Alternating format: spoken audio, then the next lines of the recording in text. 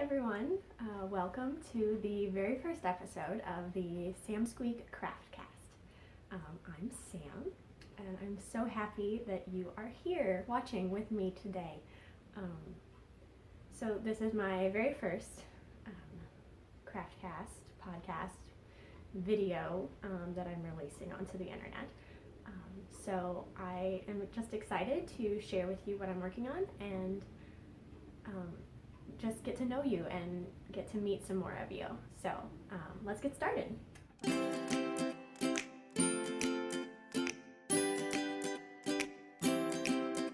Like I said, I'm Sam. I live in the Chicago suburbs, just outside the city, with my husband and my two boys, two little redheaded boys, a 4-year-old and a 9-month-old, and my scruffy little mutt of a dog, Toby. So I'm coming to you from my living room on this perfectly dreary day. It's raining, and it is supposed to rain all day. So yeah, if you hear thunder in the background, that's why. Also, my kids are upstairs. One of them's supposed to be napping. So if you hear children running around, that's what that is. Yeah, so welcome to my home. Like I said, I am Sam. I have been crocheting for, let's see, I started crocheting in 2006, so a long time now. I started knitting in 2005, my freshman year of college, because I was procrastinating studying for finals. That's what we all do, right? Like, we teach ourselves to knit when we don't want to study for our finals. I think so. That's how I approach life anyways. So I taught myself to knit on the internet. I think I used like Lion Brand's website. I had some super high quality knitting needles that I got from the Target One Spot. Yeah, they broke after like a week. So yeah, everyone that year got a garter stitch scarf that was pretty pitiful looking. But yeah, I just jumped in and I loved it. I have a degree in French, so the next year I spent the fall semester studying abroad in Aix-en-Provence, France, and my host mom saw me knitting, and she is a very sweet little woman, and she said, "Oh, so you knit, and so you know how to crochet too?" And I was like, "No, sorry, I just knit." And she was like, "That's not acceptable. It's not acceptable. You have to know how to do both." So she was a knitter and a crocheter, and she sent me out to a French yarn store, which was slightly intimidating, and I got my first crochet hook and a ball of yarn, and I came home, and she taught me how to crochet, and I fell in love. So I have been crocheting like mad ever since. I do still knit occasionally if I find a pattern that I absolutely have to have. But if I'm honest, knitting kind of makes me angry because it takes so long. I'm so slow at it,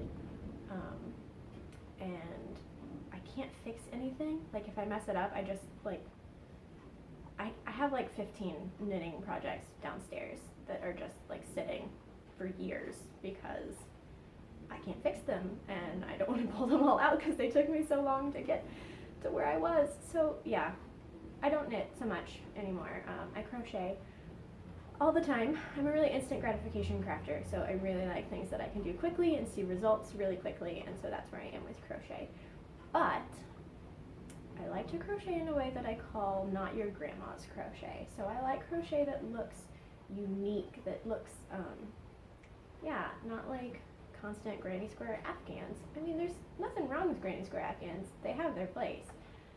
But I like to do crochet that kind of takes people off guard and say, "Oh, wow, that's crochet. I would have never guessed that's crochet." So yeah, that's a little bit of my knitting, crocheting, yarning history. I've been crafting my entire life.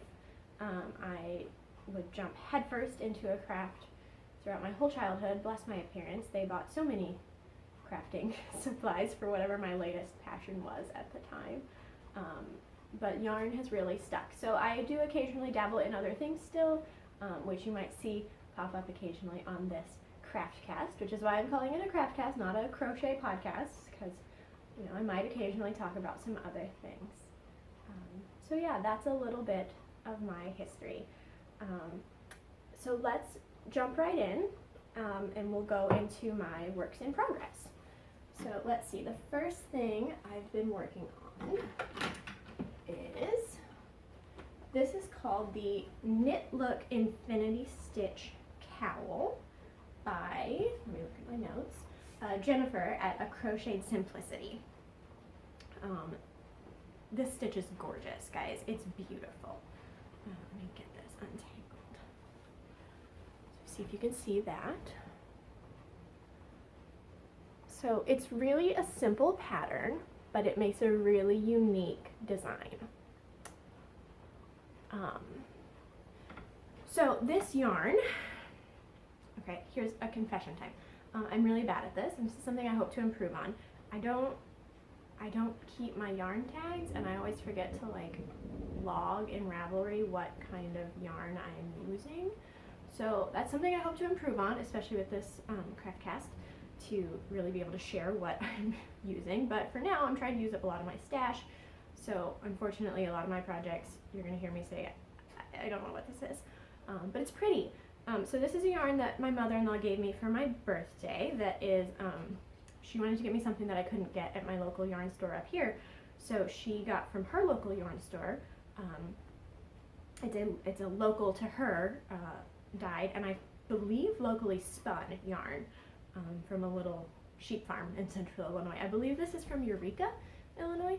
I'm not sure. If I find the tag, I'll put the information out there, but it's not likely that I'm going to find it.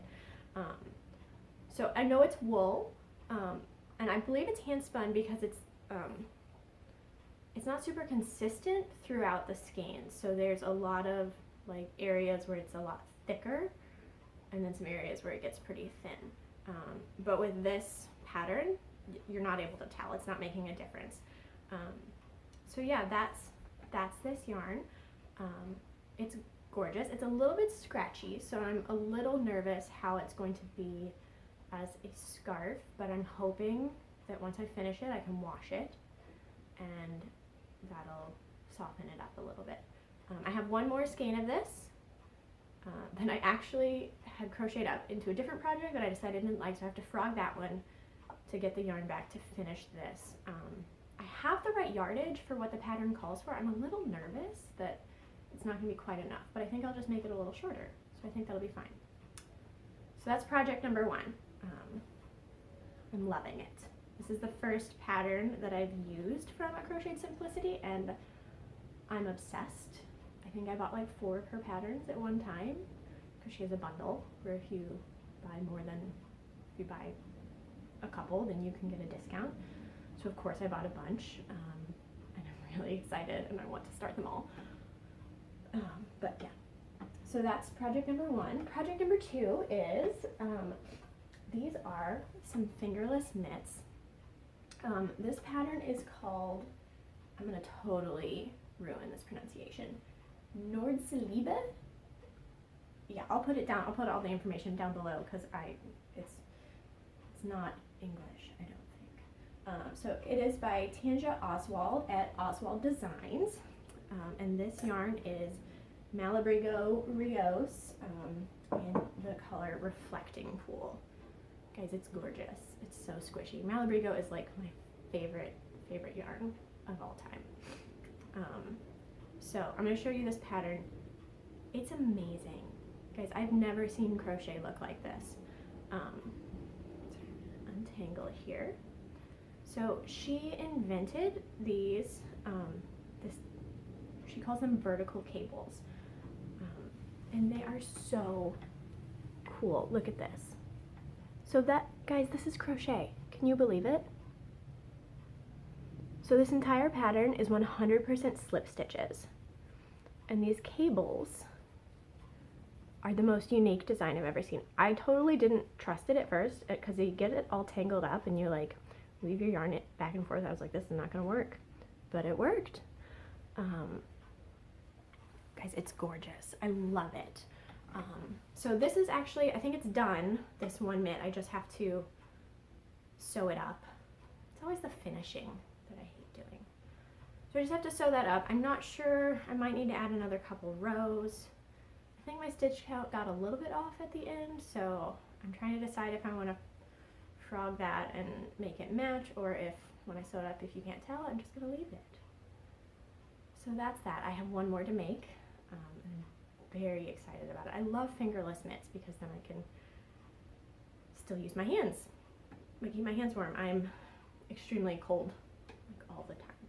So I'm excited to use these in my office or just around the house while I'm crocheting. And here's the yarn. This is what I have left. It's Reflecting Pool. It's a worsted weight, I think. The Rios.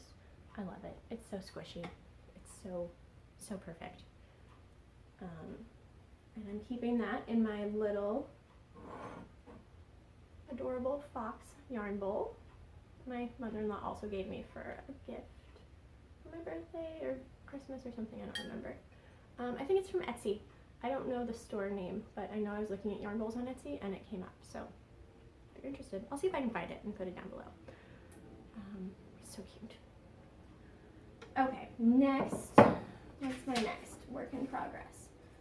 So this is my, okay, here's the thing, guys. I love high quality yarn. I love hand dyed yarn, hand spun yarn, yarn from local yarn stores. I love it. That's what I prefer to work with. But also, I have a budget. And crocheting goes really fast and you use a ton of yarn. So I kind of have a policy that if a project is going to use more than like 1, maybe 2 skeins of yarn, if I like have some birthday money or something, then I'm going to use cheap yarn. So I don't love working with it. I don't always love the end result, but I do love the price point.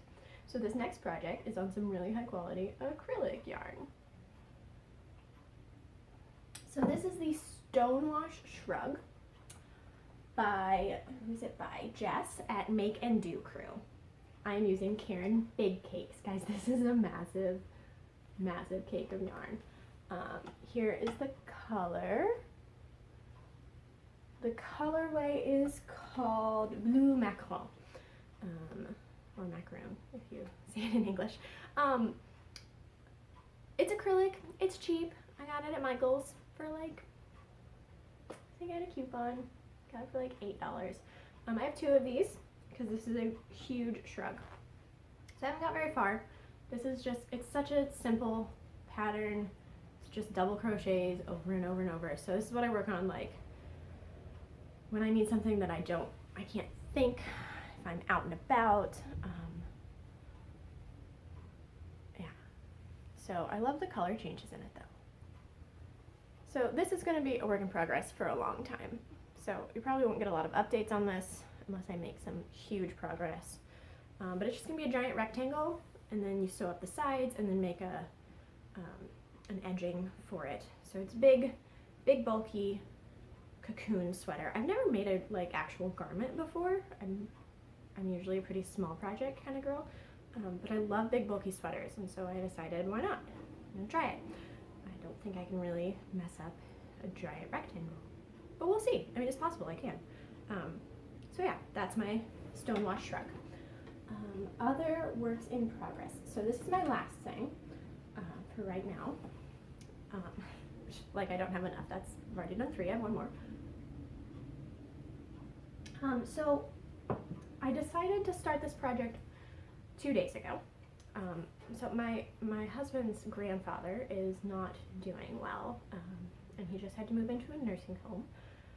And it's a hard time for the family, but it's okay, and he's ready to go, and we're just kind of waiting, but we don't want him to be in pain, and we want him to be comfortable.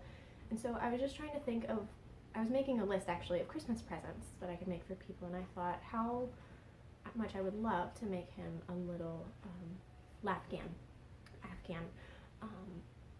And then I thought, well, I don't want to wait for Christmas. So we're going to visit next weekend. So a week and 2 days from when I decided to start this project.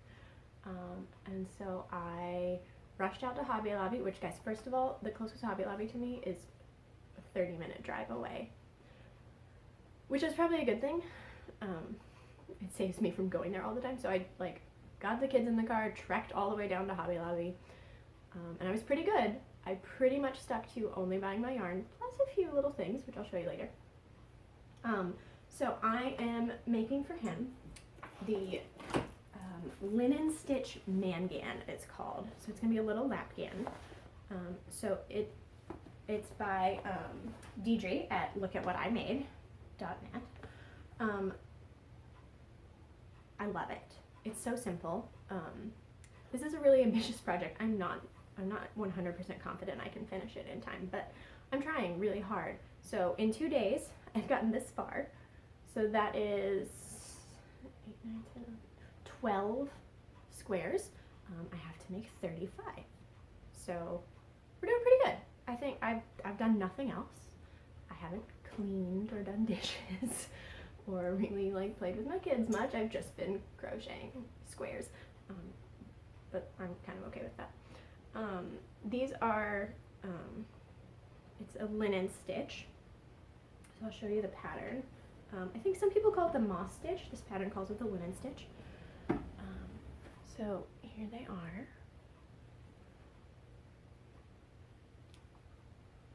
It's a really fun. It's such a simple, but it looks so pretty. I'll show you in gold.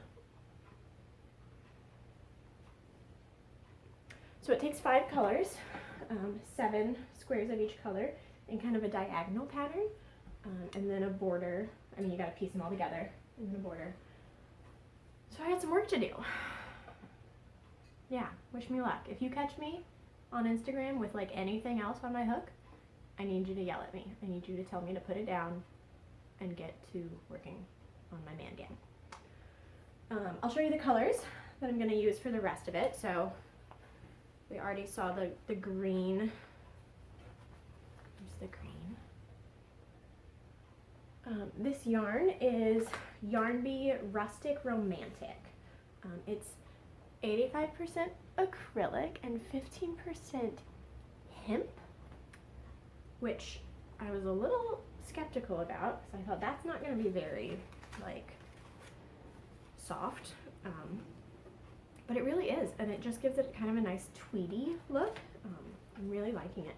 This is the gray that I'm using for my main color. In her original pattern, she uses an off-white as the main color, but I liked gray. I thought it went really well. She uses I'm going to butcher the pronunciation of this, the sleep cheese, or what?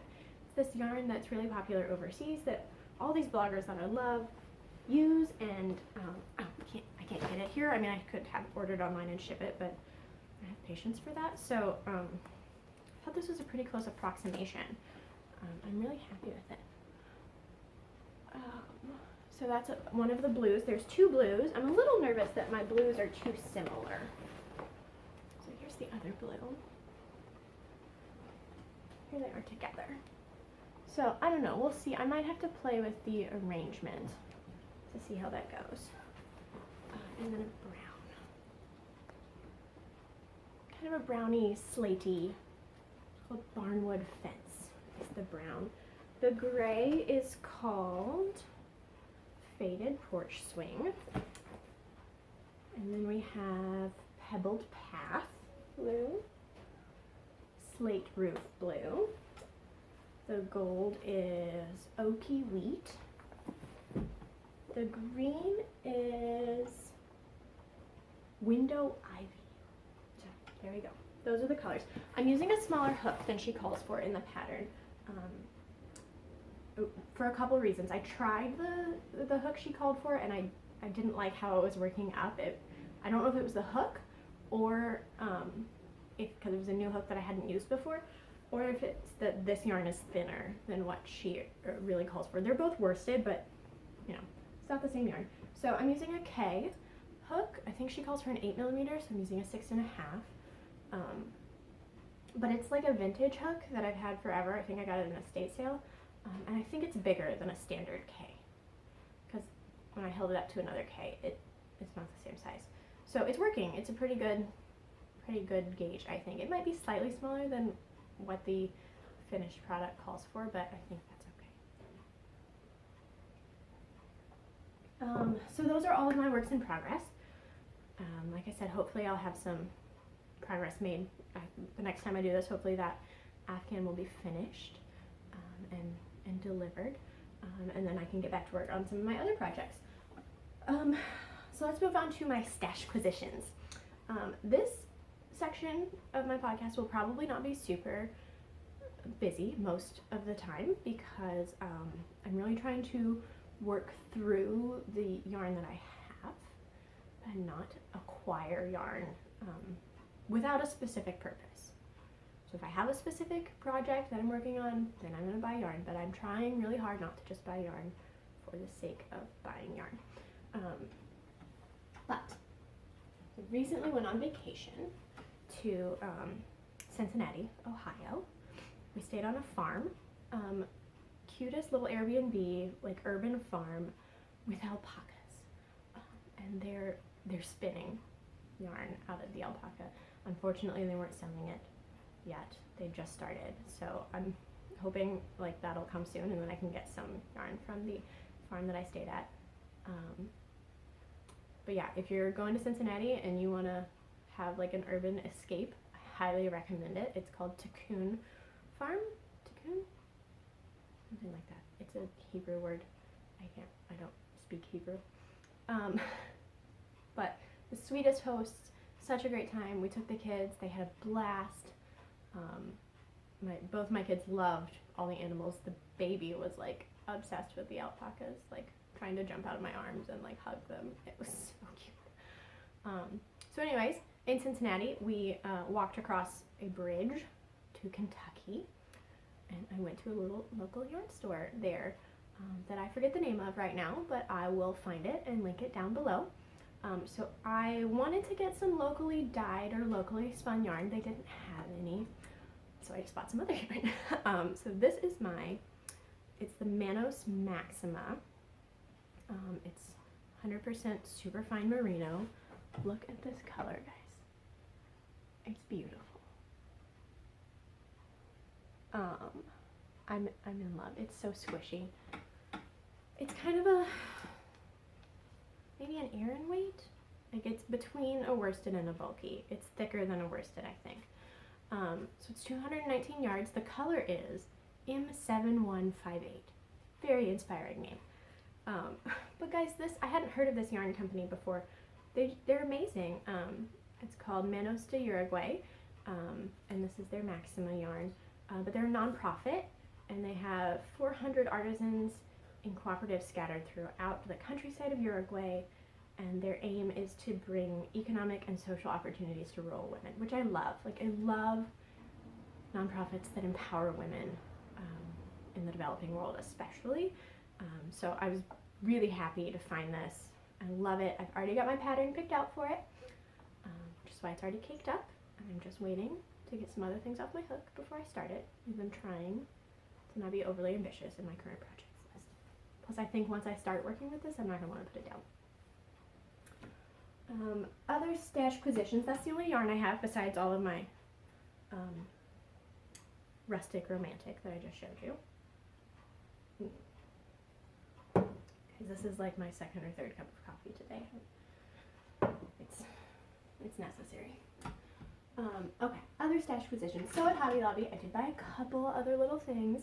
I've been stocking the Furls crochet hooks for a couple of years now. They're gorgeous, but they're not cheap, guys.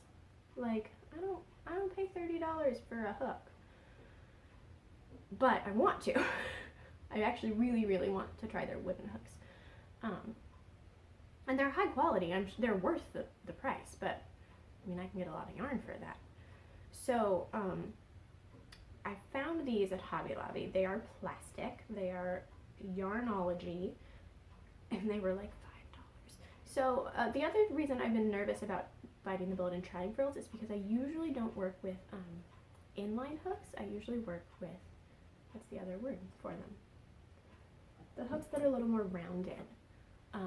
So I'm pretty loyal to my Clover Amour hooks. I love them. But so I decided to try these because they're $5. They are plastic and they are inline, so we'll see how I like them. So I got two sizes. I got a 5 and a 5.5. I like the feel of them in my hand. I haven't used them yet because I'm only working on the Manghan and it takes a different size hook. So yeah, I'll let you know how I like them, and then if I really end up loving it, then I might, you know, go ahead and invest in a furls or two. Then I bought an 8mm hook because that's actually like apparently the one size hook I don't own, I guess. So I bought this. It's a plastic hook again. I thought it was pretty. It's really cute. I hated it. I hated working with it. It was like $3, so it's fine. And maybe with a bulkier yarn, I might not hate it so much. I did not love working with it. The worsted weight yarn. It was like catching. It was just not smooth. I don't work with plastic hooks. So I'll give it another try with a bulkier project and we'll see how it goes. But yeah, it's got cute little flowers. I really like the look of it, so it might just be a little display crochet hook. Who knows? Other acquisitions I have, I got these cute little pom-pom makers. So I've always just made my own pom-poms. Where's the other one? Okay. These are just Clover. They're little pom-pom makers. Teeny tiny pom-pom and slightly bigger tiny pom-pom. I usually do really giant pom-poms, so these are interesting. So I've always just made pom-poms out of, you know, the cardboard template, and I decided to invest in some little pom-pom makers, and it made such a cleaner, such a simpler pom-pom, which I'll show you in my finished objects. So yeah, I got these little ones. I probably will be getting some bigger sizes soon, so I can make some giant pom-poms. I love that pom-poms are like super in right now because I think they're adorable. Okay, is that everything? I think so. Moving on to finished objects. I have, first of all, I'm wearing one. I don't know if you noticed. This is the double layered braided cowl by Crochet Dreams with a Z. And it is in the Malabrigo Rios reflecting tulle, same as my mitts. The pattern, I bought enough yarn that the pattern called for, but I only ended up using one skein, so that's why I have enough to make my mitts. So yeah, I used right at, I think, 220 yards. Take it off and show you. I loved it. It was super simple. It's just two 4-strand braids crocheted together with a button on the back. Button's not super necessary. I just slip it over my head, but if you don't want to do that, you can button it. I love it. I'm obsessed with it. I've worn it like almost every day since I finished it. People are going to be tired of seeing it, but I don't care. I love it. I'm going to keep wearing it. So that's number one. The other one is the next one is a little gift I made for a friend who had a baby that I really need to get in the mail and get it sent off because baby's getting older and a little worried it might not fit anymore. So I made it. It's supposed to be a 0 to 3 month size. I'm always nervous with baby hats because I personally birth children with giant heads, so they outgrow hats really quickly. Anyways, this is, look how cute it is. So this is a Moroccan tile stitch beanie. The pattern, I modified it from a pattern on Moogly blog by Tamara Kelly. Yeah, so I did a slightly different brim than what she calls for, and I made it tiny because she only had an adult size. It's supposed to be a slouchy. I made it more of a beanie than a slouchy, and I added a little pom-pom to it. So, but I love the stitch. It's so pretty, so fun. This purple yarn is a Madelinetosh DK that I did not keep the tag for, and I don't remember the color right. So it's a purpley bluey. It's really pretty. This gray is something I've had in my stash forever, and I have no idea.